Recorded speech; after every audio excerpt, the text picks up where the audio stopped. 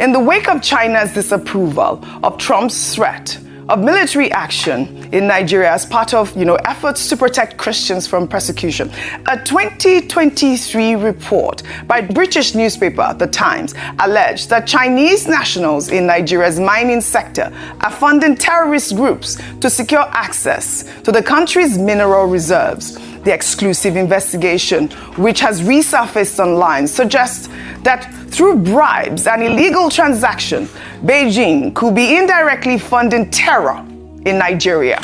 Well, according to research from SBM Intelligence, a Lagos-based analytical group, Chinese companies operating in conflict zones have been striking security deals with insurgents. The report revealed videos of militant leaders boasting that Chinese workers must pay them rent to operate in their territories, particularly in Zamfara and other northwestern states. Some Chinese nationals working informally as miners serve as runners for militant groups and control gold mining operations across remote areas. The report noted that Chinese contractors often smuggle minerals out illegally, with several arrests recorded, including 27 miners in Osun State in 2020 and a Chinese citizen jailed for 5 years in October for processing 25 tons of lithium-containing minerals. Well, this investigative report adds another complex international dimension to Nigeria's security crisis.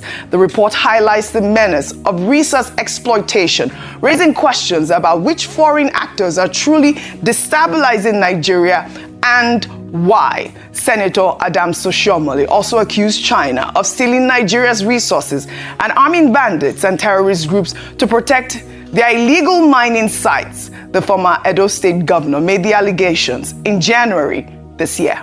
Let's take a look. Those involved in this illegal mining, they use choppers. They procure arms exactly the same way as our military were doing in the South. They give them arms, they use choppers to come and cut away the gold, and they take them out of this country and make billions of US dollars. And the federal government is not doing what it should be doing. I took this letter to the former president when I was national chairman of APC, and I said, call the general to give you more brief. In fact, what is happening, or what subsequently happened in that part of the country, was exactly what the general told me was going to happen.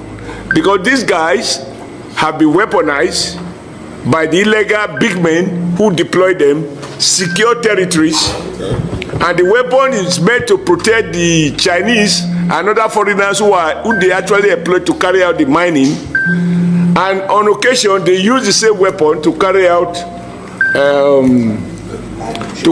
banditry, kidnapping, and all of the terrible things that are going on. Some retired military officers, army officers are involved in it. The day we can't tell the truth, this country cannot flourish. We can't change our, when it affects our people, we are at our best. We talk strong. Some other people appear to be above the law. That is what is going on with solid mineral. It is not that we don't know where it is. We have a whole survey of where we have what across the length and breadth of Nigeria.